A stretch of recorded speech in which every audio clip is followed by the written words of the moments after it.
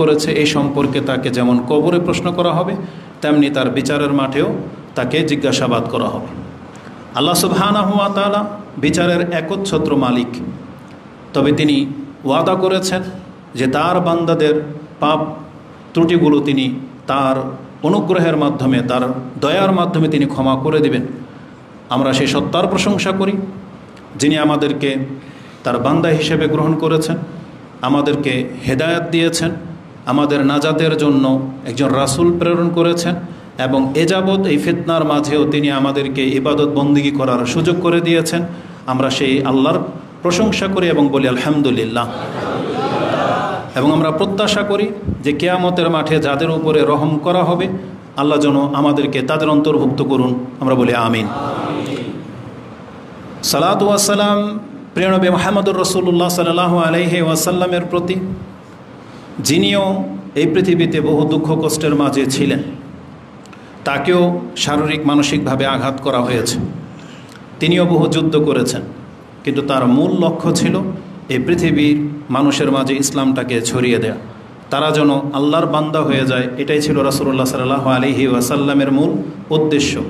তার ইচ্ছা এটা কখনোই ছিল না যে তিনি রাজা হবেন আর তিনি প্রজাদের উপরে খবরদারি করবেন, বরং তিনি চেয়েছিলেন সবাই আমরা মুসলিম হয়ে যাই, ভাই ভাই হয়ে যাই এবং আল্লাহর বন্দেগী করে এই পৃথিবী থেকে যেন বিদায় নিই। এটাই ছিল রাসূলুল্লাহ সাল্লাল্লাহু আলাইহি ওয়াসাল্লাম এর এই পৃথিবীতে আসার মূল কারণ, যা আমাদেরকে জানানো হয়েছে। তা আমরা সেই রাসূলের প্রতি সালাত এবং সালাম পাঠ করি, যার মেহনতে, যার প্রচেষ্টায়, যার দোয়ায় হয়তো আমরা আল্লাহ সুবহানাহু ওয়া তাআলার কাছ থেকে হেদায়েত পেয়েছি, যিনি আমাদের জন্য অনুসরণীয়, যিনি আমাদের একমাত্র পথ প্রদর্শক। আমরা সে রাসূলের প্রতি সালাত এবং সালাম পাঠ করি। আমরা বলি আল্লাহুম্মা সাল্লি ওয়া সাল্লিম ওয়া বারিক আলা নবিয়িকা মুহাম্মদ। বর্তমান পরিস্থিতি এবং সব সময়ের জন্যই একটা কমন বিষয় হলো আল্লাহ সুবহানাহু ওয়া তাআলার পক্ষ থেকে আমাদেরকে জানানো হয়েছে যদি আমরা তার শুকরগুজার বান্দা হই তাহলে তিনি যাকে যেই অনুগ্রহ করে রেখেছেন সেই অনুগ্রহ আরও বাড়িয়ে দেবেন। এটা আল্লাহ সুবহানাহু ওয়া তাআলার পক্ষ থেকে একটা এলান, যেমনটা কোরআনে আমাদেরকে এই সম্পর্কে জানানো হয়েছে, ওয়া ইজ তাআযানা রাব্বুকুম লা ইন শাকারতুম লা আযীদান্নাকুম ওয়া লা ইন কাফারতুম ইন্না আযাবি লাশাদীদ। এটা সূরা ইব্রাহিম 14 নম্বর সূরার 7 নম্বর আয়াতে আপনি পেয়ে যাবেন। এই আয়াত বহুবার শুনেছেন, বহু খুতবায় আমরা পেশ করেছি। আজকের আরেকবার স্মরণ করিয়ে দেব, যেহেতু বলেছি বর্তমান প্রেক্ষাপটে আমাদের অনেকেরই দৃষ্টিভঙ্গি যে এখন বর্তমান পরিস্থিতিতে আমাদের কি করা উচিত। কিন্তু বাংলাদেশ এবং বাংলাদেশের মুসলিম হিসেবে আমরা এখন পর্যন্ত আল্লাহ সুবহানাহু ওয়া তাআলার অসংখ্য অনুগ্রহের মাঝে বেঁচে আছি। তাই আমরা আপনাকে আগে বলবো, আপনি আগে নিজের দিকে তাকান এবং নিজে আপনি কতটা আল্লাহ সুবহানাহু ওয়া তাআলার শুকরিয়া আদায় করতেছেন সেটা একটু লক্ষ্য করে দেখেন। কোথায় কি হচ্ছে সেটা নিয়ে ব্যতিব্যস্ত না হয়ে ওই বিপদ আপনার উপর যেন চেপে না যায়, এর জন্য আল্লাহর কাছে আশ্রয় চাওয়া উচিত। এবং যদি কোনো রাষ্ট্র কোনো ভালো উন্নত জীবনযাপন করে থাকে আল্লাহর কাছে সেটা নিজের জন্য কামনা করা উচিত। কিন্তু আমরা অন্যটার দেখে দুঃখ বা কষ্ট দেখে শুধু সমালোচনায় লিপ্ত থাকি, ব্যতিব্যস্ত থাকি, অন্যের জীবন দেখেই উৎফুল্ল হই, অন্যের জীবন দেখে নিজেরা ব্যথিত হই, বরং ওটা নিজের উপরে টেনে নিয়ে আসি। এটা মুসলিম বান্দাদের কাজ না। বরং ইসরায়েলও যদি কোনো মুসলিম থেকে থাকে, ইরানও যদি কোনো মুসলিম তাওহীদবাদী থেকে থাকে, আর তারা নিরাপত্তায় যদি থাকে, যেমন তারা আল্লাহর বান্দা হবে, যদি বিপদাপদে থাকে তাদেরকে ওই রকমই আল্লাহর বান্দা হইতে হবে। সেটা ইসরায়েল বলে কথা না, ফিলিস্তিন বলে কথা না, বাংলা বলে কথা না, মূল হচ্ছে আল্লাহর বান্দা হওয়া। আর যারা আল্লাহর বান্দা নয় তারা কে কত উন্নত জীবনযাপন করতেছে বা তারা কতটা বিপদে আছে এটা একজন মুসলিম ফোকাস করবে না, বরং একজন মুসলিম তখন দেখবে যে আমি কতটা পেলাম, আমার সাথে আল্লাহর কতটা সম্পর্ক রয়েছে, ওটাকে কতটা বাড়ানো যায়। বিপদ আপদ দেখলে ভয় নিজের উপরে নিয়ে আসা, সুদ স্বাচ্ছন্দ্য দেখে ওই দিকে ঝুঁকে না যাওয়া, যেই সম্পর্কে কোরআনে আমাদেরকে জানানো হয়েছে। আজকের মূল বক্তব্যের এমনই কিছু আমি আপনাকে দিক নির্দেশনা দিতে চাচ্ছি, তাহলে আপনি জ্ঞানী হলে, বিবেকবান হলে আপনি কথাগুলোকে বোঝার চেষ্টা করবেন। সেটা হচ্ছে আল্লাহ বলেছেন ওয়ালাইন শাকারতুম লা আযীদান্নাকুম। এটা একটা সুসংবাদ যে তোমরা যদি শুকরিয়া আদায় করো তাহলে আমি আমার পক্ষ থেকে অনুগ্রহকে আরও বাড়িয়ে দেব। ওয়ালাইন কাফারতুম, আর যদি তুমি নাশুকরি করো ইন্না আযাবি লাশাদীদ। আল্লাহ শুধু একটু স্মরণ করিয়ে দিয়েছেন যে তাহলে অকৃতজ্ঞ হলে তুমি হতে পারো, তবে আমার শাস্তি কিন্তু বড় কঠিন। এটা আল্লাহ বলেনি যে আপনাকে শাস্তি দেওয়া হবে, বরং আল্লাহ সুবহানাহু ওয়া তাআলা এইভাবেই কথা বলেন যে মুসলিম বান্দাদেরকে, আল্লাহর বান্দাদেরকে আল্লাহ জাহান্নামে ফেলতে চান না। এই জন্য জাহান্নামকে আল্লাহ বলেনি যেটা আমি মুসলিম পাপীদের জন্য সৃষ্টি করেছি, বরং আল্লাহ ওখানে কাফের পাপীদের কথা উল্লেখ করেছেন। যেমন আল্লাহ সুবহানাহু ওয়া তাআলার একটা নীতি, কোরআন থেকে আমি যদিও ভাবি কম বা জানি কম, কিন্তু যখনই কিছু কিছু বিষয় আমার মধ্যে আসে তখন এটা আমার অনেক ভালো বোধ হয়, যেটা হয়তো অনেকে ব্যক্ত করে না। যেমন আপনি লক্ষ্য করে দেখবেন, জাহান্নাম তো আল্লাহ বানিয়েছেন, জাহান্নামের কঠিন শাস্তির কথা আল্লাহ আমাদেরকে জানিয়েছেন, কিন্তু আল্লাহ সুবহানাহু ওয়া তাআলা কোনো একজন মুসলিমের জন্যেও এ কথা বলে নাই যে তাকে আমি জাহান্নামের দরজা দিয়ে প্রবেশ করাবো। বরং আল্লাহ সুবহানাহু ওয়া তাআলা কাফেরদের সম্পর্কে বলেছেন যে কাফেরদেরকে বলা হবে তোমরা জাহান্নামের দরজা দিয়ে প্রবেশ করো। তাহলে মুসলিমদের জন্য কি করবেন? আল্লাহ বলবেন যে আমি যে তোমাকে জাহান্নামের জন্য বানাই নাই, এটা তার প্রমাণ। তোমাকে জাহান্নামের দরজা দিয়ে ঢোকানো হবে না, তুমি জাহান্নামের উপর দিয়ে পার হও। আমার রহমতের বান্দা হলে তুমি অনায়াসে পার হয়ে চলে যেতে পারবা, কিন্তু তুমি যদি তোমার নিজের উপরে জুলুম করে থাকো, পাপী হয়ে থাকো, তাহলে ওখান থেকে ছিটকে তুমি পড়ে যাবা, এটা আমাকে তুমি দোষ দিতে পারবা না, কারণ আমি তোমার জন্য সেই ব্যবস্থা করে দিয়েছি।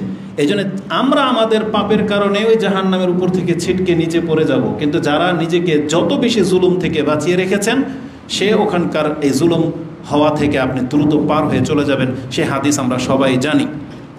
তো আল্লাহ সুবহানাহু ওয়া তাআলা এটা প্রমাণ করতে চেয়েছেন যে আমি তোমাকে জাহান্নামে ধাক্কা দিয়ে দেব না, তুমি যদি পড়ে যাও এটা তোমার পাপের কারণে হবে, তোমার কর্মের কারণে হবে, এটা আমাকে দোষ দেয়া যাবে না। তা আল্লাহ সুবহানাহু ওয়া তাআলা এখানে বলেছেন ওয়ালা ইন কাফারতুম, যদি তুমি নাশুকরি করো, আল্লাহ বলেন তোমাকে শাস্তি দেব। আল্লাহ বলেছেন তবে আমি যাকে শাস্তি দেব এটা কিন্তু খুব কঠিন হবে, ইন্না আযাবি লাশাদীদ। এই আয়াতের মধ্যে আল্লাহ সুবহানাহু ওয়া তাআলা বলেছেন যে আমি মানুষের উপর অনুগ্রহ করে থাকি। এখন আল্লাহ সুবহানাহু ওয়া তাআলা শুকরিয়ার বিনিময়ে আমাদের উপরে অনুগ্রহ আরও বাড়িয়ে দিবেন এটা বলেছেন। ওই অনুগ্রহের কিছু কথা আজকে স্মরণ করিয়ে দেব, কেননা আজকে অধিকাংশ মুসলিম এটা জানেই না যে আল্লাহ সুবহানাহু ওয়া তাআলার অনুগ্রহগুলো মূলত কি। আমি আর আপনি কত নেয়ামতের মাঝে আছি, আল্লাহর অনুগ্রহ প্রাপ্ত হয়েছি, এটা আঙ্গুল দিয়ে দেখিয়ে দিতে হয়। এটা একটা ত্রুটি বটে, তবে এটা আল্লাহ সুবহানাহু ওয়া তাআলার সুন্নাহ। আল্লাহ নিজে আমাদেরকে এটা শিখিয়েছেন যে সৃষ্টিগতভাবে মানুষের মধ্যে দুর্বলতা আছে, মানুষ ভুলে যায়, বেখেয়ালে থাকে, গাফেল হয়ে যায়, তাকে সেটা স্মরণ করিয়ে দিতে হয়। যেমন বাচ্চাদেরকে বাপ মা অনেক কথা স্মরণ করিয়ে দেয়, তারপরে দেখবেন সেটা আমল করে, নাহলে বাচ্চা ভুলে যায়। আমরা হলাম আল্লাহর কাছে তদ্রূপ নাদান, আমরা বারবার ভুলে যাই, আমরা বারবার বক্র হয়ে যাই। এই জন্য আল্লাহ সুবহানাহু ওয়া তাআলা নিজে স্মরণ করিয়ে দিয়েছেন। আর এমন একজন পার্সনের কথা বলবো যার উপর কোনো কথা চলে না, বরং আল্লাহ সুবহানাহু ওয়া তাআলা রাসূলুল্লাহ সাল্লাল্লাহু আলাইহি ওয়াসাল্লামকে স্মরণ করিয়ে দেওয়ার কোনো মাইনে রাখে না, কারণ রাসূল নিজে থেকে আল্লাহর শুকরগুজার বান্দা, আল্লাহ নিজেই তাকে সার্টিফাই করেছেন। কিন্তু সেই রাসূলকে পর্যন্ত আল্লাহ মাঝে মাঝে তার উপরে যে কৃত অনুগ্রহগুলো করেছেন আল্লাহ মাঝে মাঝে তাকে স্মরণ করিয়ে দিয়েছেন। যখন তিনি এত অনুগ্রহ প্রাপ্ত হওয়ার পরেও তার উপরে যখন বিপদাপদ বেশি হয়েছে, একটা মানুষ স্বাভাবিক, সে যতই ভালো থাকুক, কিন্তু তাকে যদি আপনি অধিক কষ্ট দেন তার একটু ব্যথা হবে। তো রাসূল সাল্লাল্লাহু আলাইহি ওয়াসাল্লামের জীবনে অনেক ঝড়ঝাপটা গিয়েছে এবং তার ব্যথা কষ্টও বেশি। একটা মানুষ হইতেই পারে এরকম পেরেশান, মানে সে অসুখী, মানে অখুশি হবে, কিন্তু আল্লাহ সুবহানাহু ওয়া তাআলা তাকে তখনই সান্ত্বনা দেওয়ার সময় বেশ কিছু গুরুত্বপূর্ণ কথা বলেছেন যেটা তাকে সন্তুষ্ট করে দিয়েছে। যখন তাকে কোনো ছেলে সন্তান দেওয়া হয় নাই বা তার সন্তানগুলোকে বাঁচিয়ে রাখা হয় নাই, তখন কাফেরদের পক্ষ থেকে যখন তাকে মন্দ কথা শুনতে হয়েছে, তখনই আল্লাহ সুবহানাহু ওয়া তাআলা তাকে এমন এক সংবাদ দিয়েছেন যেটা বিশাল কিছু। আল্লাহ বলছেন ইন্না আতাইনা কা আল কাউসার, আমি আপনাকে অজস্র কল্যাণের মালিক করে দিলাম। যারা আপনাকে লেজ কাটা বলে তারাই লেজ কাটা, তাদের বংশের কোনো ঠিকানা থাকবে না, কিন্তু আপনার নাসল কিয়ামত পর্যন্ত বাকি থাকবে। আল্লাহ তাকে এইভাবে সান্ত্বনা দিয়েছেন। আল্লাহ সুবহানাহু ওয়া তাআলা তাকে স্মরণ করিয়ে দিয়েছেন ওয়াজাদাকা দাল্লান ফাহাদা, আমি তো আপনাকে পথহারা পেয়েছি, বিধিব্যস্ত পেয়েছি, আমি আল্লাহ আপনাকে হেদায়েত দান করেছি। ওয়াজাদাকা আইলান ফাআগনা, আমি তো আপনাকে এতিম অবস্থায়, নিঃস্ব অবস্থায় পেয়েছি, আমি আল্লাহ আপনাকে আশ্রয় দিয়েছি, আপনাকে এক পুরো বিশ্বের কাছে সম্মানিত করেছে। বহুভাবে আল্লাহ সুবহানাহু ওয়া তাআলা তাকে স্মরণ করিয়ে দিয়েছেন, এবং আল্লাহ সুবহানাহু ওয়া তাআলা তাকে স্মরণ করিয়ে দিয়েছেন যে আপনার উপরে সবচেয়ে বড় অনুগ্রহ যেটা আমি আল্লাহ করেছি সেটা হচ্ছে আপনাকে আমি নবী করেছি। যেটা ছিল মক্কার কাফেরদের বড় পেরেশানির কারণ, যে আল্লাহ সুবহানাহু ওয়া তাআলা এই দুই মহান জনপদের মধ্যে মহান কোনো ব্যক্তিকে আল্লাহ পেল না, এই মুহাম্মদকে পেল নবী করার জন্য। তখন আল্লাহ বলেছিলেন এই কথা যে আপনার রবের অনুগ্রহ কি তারা বন্টন করবে নাকি আল্লাহ যাকে পছন্দ করে তাকে করবে? তো আপনাকে আল্লাহ পছন্দ করেছে, তাই আপনাকে আল্লাহ সুবহানাহু ওয়া তাআলা নবী করেছেন। এটা আল্লাহর পক্ষ থেকে একটা বিশেষ অনুগ্রহ। এ কথাগুলো আল্লাহ মুহাম্মদ সাল্লাল্লাহু আলাইহি সাল্লামকে স্মরণ করিয়ে দিয়েছেন। যেমন একটা আয়াত আমি আপনার কাছে এখানে উদ্ধৃতি হিসেবে পেশ করি। আল্লাহ সুবহানাহু ওয়া তাআলা সূরা বনী ইসরাঈল 17 নম্বর সূরা ইসরা তাতে উল্লেখ করেছেন, ওয়ালাইন শি'না লানাযহাবান্না বিল্লাযী আওহাইনা ইলাইক, আমি যদি আল্লাহ চাইতাম যে তোমার উপরে যে কোরআন নাজিল করেছি এটাকে আমি থামিয়ে দেব, সুম্মা লা তাজিদু লাকা বিহি আলাইনা ওয়াকিলা, তাহলে এর পক্ষে তুমি কোনো ওকিল, সাহায্যকারী, মধ্যস্থকারী পেতে না যেটাকে তোমার কাছে এনে দেবে। তবে আল্লাহ কেন তোমার উপরে কন্টিনিউ এটাকে নাজিল করলেন, থামালেন না কেন, দিয়ে গেলেন? আল্লাহ সুবহানাহু ওয়া তাআলা বলেন, ইল্লা রাহমাতাম মির রাব্বিক, এটা আপনার রবের পক্ষ থেকে একান্ত রহমত ছাড়ার কিছু না। ইল্লা রাহমাতাম মির রাব্বিক, এটা হচ্ছে আপনার উপরে আপনার রবের একটা রহমত স্বরূপ, যে আপনাকে বিশ্বের কাছে সর্বশ্রেষ্ঠ রাসূল হিসেবে পেশ করবেন। এটা আল্লাহর রহমত ছাড়ার কিছুই না। ইন্না ফাদলাহু কানা আলাইকা কাবীরা, কারণ এটাই হলো আপনার রবের পক্ষ থেকে আপনার উপরে সব থেকে বড় অনুগ্রহ। তার মানে তাকে সব থেকে বড় অনুগ্রহের কথাটাকে স্মরণ করিয়ে দিয়েছেন। তাই এটা হচ্ছে আল্লাহর সুন্নাহ। আমাদের সাথে এমনটা ঘটবে, কখন ঘটবে? রাসূলুল্লাহ সাল্লাল্লাহু আলাইহি ওয়াসাল্লাম তিনি বলেছেন, এই যে দুনিয়াতে রাসূলকে নিয়ামতের কথা স্মরণ করিয়ে দেওয়া, এটা শুধু রাসূলের জন্য না, তার উম্মতের জন্যও। আমাদেরকেও আল্লাহ সুবহানাহু ওয়া তাআলা বহুভাবে বলেছেন, আমি তোমাদেরকে হেদায়েত করেছি না, আমি যাকে চাই তাকে হেদায়েত করি। তাহলে আল্লাহ যাকে চায় তাকে হেদায়েত করে, এই কথা তো কোরআনের বহু জায়গায় আছে, ইন্নাল্লাহা ইয়াহদি মান ইয়াশা। তাহলে আমরা যারা হেদায়েত পেয়েছি, আপনার বিবেক ওখানে কেন যায় না যে তাহলে আমি হলাম সেই ব্যক্তি যাকে আল্লাহ সুবহানাহু ওয়া তাআলা হেদায়েতের জন্য পছন্দ করেছেন? আল্লাহ যদি আজকে চেহারার মাধ্যমে, ভাষার মাধ্যমে, টাকার মাধ্যমে যদি হেদায়েত দিতেন, তাহলে আমাদের মধ্যে একটা কোয়ালিটিও নাই। না আমাদের বংশমর্যাদা আছে, না আমাদের বড় মাপের কোনো সার্টিফিকেট আছে, আর না আমরা দেখতে শুনতে অতটা হ্যান্ডসাম, আর না আমাদের এত অর্থ সম্পত্তি আছে, না আমাদের আকার আকৃতি এতটা সুঠাম যেগুলো হেদায়েতের হকদার হতে পারে। বরং আল্লাহ সুবহানাহু ওয়া তাআলার একান্ত ইচ্ছা যে পুরো পৃথিবীর মাঝে কত সুন্দর সৃষ্টি থাকা সত্ত্বেও আল্লাহ আমাদেরকে হেদায়েত করে দিয়েছেন। এটা অনেক বড় একটা ব্যাপার। আল্লাহ আমাদেরকে অন্যদের মতো, ইউরোপিয়ানদের মতো হয়তো খনিজ সম্পদ অত দেয়নি, অভাবী করে রেখেছেন। কিন্তু আমরা দেখেছি বাঙালি জাতি হিসেবে আমাদের মধ্যে অহংকারের মাত্রা বেশি। হতে পারে যে আমরা যারা আজকে ইসলামের উপরে আছি, এই ঘাটতি থাকার কারণেই হয়তো আছি। যদি ঘাটতি না থাকতো আমরা হয়তো অহংকারী হয়ে যেতাম। আমাদের গায়ে যদি ওই রকম পুরুষদের মতো শক্তি থাকতো, যারা রাস্তাঘাটে দেখলে এদের মানে যা খুশি তা হয়ে যায়, আমাদের তো আলহামদুলিল্লাহ হবে না। তো যাদের সেই ঘাটতি আছে, বা যারা কালো হওয়ার কারণে বড় ধরনের পাপে লিপ্ত হতে পারেন নাই, যাদের পয়সা কম থাকার কারণে আপনার দ্বারা ওই পাপগুলো হচ্ছে না যেগুলো পয়সাওয়ালাদের দ্বারা হচ্ছে, তার মানে আপনাকে এটাকে নেয়ামত হিসেবে নিতে হবে। প্রত্যেকের ঘাটতি কিন্তু কখনো কখনো নেয়ামত স্বরূপ আসে। আমি এমন বহু ব্যক্তিদেরকে চিনি যারা অসুস্থতায় ভুগেছে, তখন হেদায়েত পেয়েছে। বড় ধরনের একটা অ্যাক্সিডেন্ট হয়েছে, তারপরে গিয়ে তার হুশ ঠিকানায় এসেছে। বড় ধরনের লস লেগে গেছে, তখন সে আল্লাহর পথ চিনিয়েছে। তাহলে তাকে কি করতে হবে? এটাকে আল্লাহর অনুগ্রহ হিসেবে নিতে হবে যে আমার জীবনের বড় বিপদটা মূলত আমাকে আল্লাহর পথ ধরিয়ে দিয়েছে, তাহলে এটাই আমার সবচেয়ে বড় হেদায়েতের জিনিস। তো এইভাবে আল্লাহ সুবহানাহু ওয়া তাআলা আমাদেরকে স্মরণ করিয়ে দেয়। আরেকবার আল্লাহ আমাদেরকে স্মরণ করিয়ে দিবেন কখন জানেন? একবারে মানে ক্রিটিক্যাল জায়গায়, মানে আপনি যখন মাত্র জান্নাতে পাটা দিবেন, আপনাকে থামিয়ে দেওয়া হবে যে দাঁড়াও, তোমাকে কিছু দেখানো হোক। ইমাম বুখারী রাহিমাহুল্লাহ তিনি তার কিতাব ও রিকাকে হাদিস উল্লেখ করেছেন, সিফাতিল জান্নাতি ওয়ান নার, 81 নম্বর অধ্যায়ের 51 নম্বর পর্বে 65-69 6569 নম্বর হাদিসটিতে আপনি পেয়ে যাবেন। আবু হুরায়রা তার বর্ণনাকারী, কালান নবী সাল্লাল্লাহু আলাইহি ওয়াসাল্লাম, লা ইয়াদখুলু আহাদুনিল জান্নাহ, লা ইয়াদখুলু আহাদুনিল জান্নাতা ইল্লা উরিয়া মাকাদাহু মিনান নার ইদা লাউ আসা লিয়াজদাদু শুকরান রাসূলুল্লাহ সাল্লাল্লাহু আলাইহি ওয়াসাল্লাম বলেছেন, তোমাদের মধ্যে কোনো ব্যক্তিকে জান্নাতে ঢোকানো হবে না বা ঢুকতে দেওয়া হবে না যতক্ষণ পর্যন্ত তার আসল ঠিকানাটা তাকে দেখিয়ে না দেওয়া হবে। তার মানে সেটা জাহান্নামে ছিল, সেটা তাকে দেখে তার ওই জায়গাটা দেখিয়ে দেওয়া হবে যেখানে সে পতিত হতো যদি সে খারাপ কাজে লিপ্ত হতো। লাউ আসা, তার মানে পাপ কাজ মানুষকে জাহান্নামের দিকে নিয়ে যায়।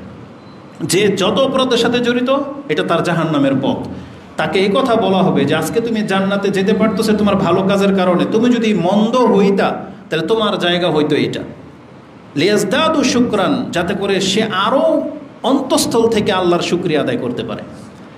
এখানে আমি একটা জিনিস সূক্ষ্মভাবে আপনাকে দেখাতে চাই, এটা তার গ্রেড বর্ণনা করা হচ্ছে যে তুমি যদি পাপী হইতে তাহলে জাহান্নামে যাইতা। তার মানে এই লোকটা পাপী না, সৎ কাজ করার কারণে সে এখন জান্নাতে যাচ্ছে, তাহলে গ্রেডটা তো তার। কিন্তু আল্লাহ বলেছেন লিয়াজদাদু শুকরান, যাতে করে সে আল্লাহর শুকরিয়া আদায় করতে পারে। তাহলে পাপ থেকে বেঁচে থাকার সাথে আল্লাহর শুকরিয়ার সম্পর্ক কি? মূলত আল্লাহ সুবহানাহু ওয়া তাআলাই তাকে পাপ থেকে বাঁচিয়ে রেখেছিলেন। আজকে আমরাও যদি কাফের হইতাম, আমরাও যদি অন্যদের মতো পাপী হইতাম, পাপের পথ তো খোলা আমাদের জন্য, খোলা না? আমরাও তো পতিতালয়ে চিনি, আমরাও তো মদের দোকান চিনি, আমরাও তো চোখের সামনে হাত বাড়ালে সিগারেট কেনার মতো টাকা তো আমাদের পকেটেও আছে। তাহলে আমাদের হাত ওইদিকে যায় না কেন? আল্লাহ আপনাকে হেদায়েত করেছে তাই। আল্লাহ আমাদের জন্য জান্নাতের পথকে সহজ করেছেন তাই। এই জন্য আল্লাহ বলেছেন লিয়াজদাদু শুকরান। ওই একই আচরণ পাবেন আপনি সূরা লোকমানের মধ্যে। আল্লাহ কি বলেছেন? তোমার বাপ মা তোমাকে 2 বছর লালিত পালিত করেছে, দুধ খাইয়েছে। যখন শুকরিয়া আদায় করার কথা আসছে তখন আল্লাহ বলছেন আনিশকুরুলি ওয়ালি ওয়ালিদাইক, তুমি আমার শুকরিয়া আদায় করো আর তোমার পিতামাতার শুকরিয়া আদায় করো। বাপ মা তাকে দুধ পান করিয়েছে, গর্ভধারণ করেছে, এই কথাগুলো মার ক্রেডিট। কিন্তু এটা বলার পরে আল্লাহ শুকরিয়ার কথা যখন বলেছেন, আল্লাহ বলেছেন তুমি আমার শুকরিয়া আদায় করো, বাপ মার শুকরিয়া আদায় করো। আল্লাহ কেন এখানে প্রথমে আসলেন? কারণ আল্লাহ সুবহানাহু ওয়া তাআলা তিনি বোঝাতে চেয়েছেন তোমার মা তোমার উপরে এখন যত অনুগ্রহ দেখাবে এগুলো সব আল্লাহর কারণেই হয়েছে। আল্লাহ তার অন্তরে এরকম দরদ ঢেলে দিয়েছেন, আল্লাহ মায়ের বুকে দুধ চালু করে দিয়েছেন, আল্লাহ তোমাকে মায়ের পেটে লালিত পালিত করেছেন যেখানে খাদ্য পৌঁছানোর ক্ষমতা তোমার বাবার ছিল না।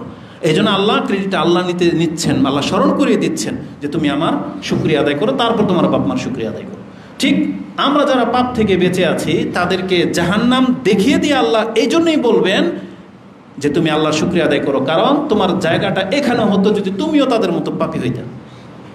দেখিয়ে দেওয়া হবে লিয়াজদাদু শুকরান, যাতে করে তার শুকরিয়া আদায় করার প্রবণতাটা আরও বেড়ে যায়। কারণ কি, একটা মানুষ যখন আমরা প্রায় দেখি, এটা আপনি এখন দৃশ্য দেখতে পাবেন, বোম পড়েছে এখানে, এখানকার লোক সব শেষ, এই লোকটা এখানে ছিল, সে বেঁচে গেল। তাহলে এই ব্যক্তির ফিল আলহামদুলিল্লাহ বলা, আমাদের এখান থেকে বসে আলহামদুলিল্লাহ বলা কি এক জিনিস? কখনো। এই জন্য আল্লাহ সুবহানাহু ওয়া তাআলা প্রত্যেকটা জান্নাতীকে তার আসল ঠিকানা নিজের চোখে আল্লাহ দেখিয়ে দিবেন যে এটা তুমি ছিলা, আমি আল্লাহ তোমাকে যেহেতু জান্নাত দেব এই জন্য তোমাকে ওইভাবে দুনিয়া থেকে এনেছি।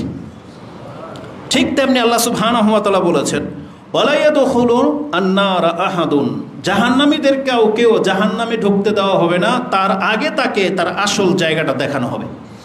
ইল্লা উরিয়া মাকাদাহু মিনাল জান্নাহ, জান্নাতে ভালো কাজ করলে সে যেই জায়গাটা পেত, কারণ এখানে তাই আছে লাউ আহসানা, যদি এই লোকটা উত্তম কাজ করত, উত্তম পথটা গ্রহণ করত যেটা ইসলামের পথ, তাহলে আল্লাহ তাকে বলবেন তুমি যদি ইসলাম গ্রহণ করতা তাহলে ওই যে জান্নাতের সুউচ্চ মাকাম তোমার জন্য নির্ধারিত ছিল, কিন্তু এটা তুমি আজকে হারিয়েছো। এটা কেন তাকে দেখানো হবে? একটা শাস্তি পাবে যথেষ্ট, কিন্তু আল্লাহ সুবহানাহু ওয়া তাআলা বলতে চাচ্ছেন ওর অন্তরের ভিতরে যেন একটা নেয়ামত হারালে এটার ব্যথা যে কত এটা আমি ওকে চাখিয়ে দিতে চেয়েছি। আল্লাহ সুবহানাহু ওয়া তাআলা বলেছেন লিয়াকুনা আলাইহি হাসরা, যাতে করে আক্ষেপ তার উপর আরও আক্ষেপ চেপে যায়। যেমন কথার কথা, একজন কৃষক তার জমিনে ফসল উগলায় বা মাটি কাটে, সে কিছুই পায় না, তার কোনো টেনশন নাই। কিন্তু সে এমন একটা জমিনে কাজ করতে গিয়ে যদি কোনো গুপ্তধন পেয়ে যায় যেটা তার না, কিছুক্ষণ পরে তার মালিক তার কাছ থেকে ছিনিয়ে নিয়ে চলে যাবে, এই ব্যক্তির যে আফসোস হবে, যেই ব্যক্তি জীবনে পায়নি তার এমন কোনো আফসোস নাই।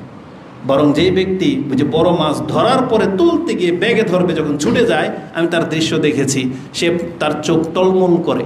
আর যে ব্যক্তি পায় নাই কোনো টেনশন নাই, কিন্তু যে বড়টা পাওয়ার পরে যার ছুটে যায় সেই ব্যক্তি অনেক আক্ষেপ করে। যাদের সন্তান নাই, বিয়ে করেন নাই, তাদের কোনো টেনশন নাই, কিন্তু যার সন্তান পাওয়ার পরে আর যদি ফুটফুটে হয়, ভালো হয়, তারপর যদি হারিয়ে যায় তাহলে তার এই আক্ষেপ কিয়ামত পর্যন্ত তার থেকে যায়।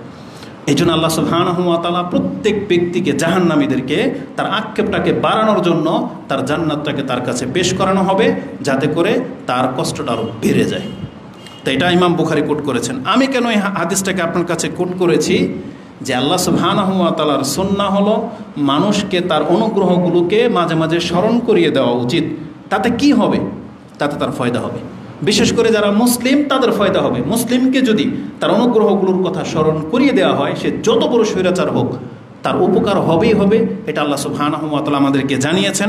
যেমন আরেকটি আয়াতে তার স্পষ্ট প্রমাণ রয়েছে। আল্লাহ সুবহানাহু ওয়া তাআলা বলেছেন, ওয়াযাক্কির ফাইন্না যিকরা তানফাউল মুমিনিন। আপনি তাদেরকে উপদেশ দিতে থাকেন, নিঃসন্দেহে উপদেশ তাদের জন্য কল্যাণ বয়ে আনবে। এই জন্য আমাদেরকে উচিত আমাদের অনুগ্রহগুলোকে মাঝে মাঝে স্মরণ করিয়ে দেওয়া। তো প্রথম যে অনুগ্রহর কথাটা আমি আপনাকে স্মরণ করিয়ে দেব, কারণ আমি আগে বলেছি যে আমরা অধিকাংশ মানুষ এই টাইপের, যে আমাদের চিন্তা অত দূর পর্যন্ত যায় না যে আমাদের উপর আল্লাহ কী অনুগ্রহ করেছে। আমাদের বেশি জোর, আমাদের মাথা যাবে টাকা পয়সার দিকে, ভোগবিলাসের দিকে, যে আমি কি পেলাম। আল্লাহ সুবহানাহু ওয়া তাআলা এটা সত্য যে কাউকে বেশি কাউকে ঘাটতি করেছেন, সেটা সার্বিক দিক থেকে, অর্থের দিক থেকে, ক্ষমতার দিক থেকে, দৈহিক দিক থেকে, মানমর্যাদার দিক থেকে কাউকে না কাউকে উঁচু নিচু করেছেন। কিন্তু এমন একটা অনুগ্রহের কথা আমি আপনাকে স্মরণ করিয়ে দিব, যেই অনুগ্রহটা আমাদের সবার মাঝে সমানভাবে করা হয়, যেটা এই আয়াতে আল্লাহ ইঙ্গিত করে দিয়েছেন। সেটা কি জানেন? আল্লাহ বলেছেন, ওয়াইন তাউদ্দু নি'মাতাল্লাহি লা তুহসুহা। তোমরা যদি আল্লাহ সুবহানাহু ওয়া তাআলার অনুগ্রহগুলোকে গণনা করো এক এক করে, তাহলে তা কখনোই তোমরা গুণে শেষ করতে পারবে না। তারপরে আল্লাহ বলেছেন, ইন্নাল ইনসানা লাযালুমুন কাফফার।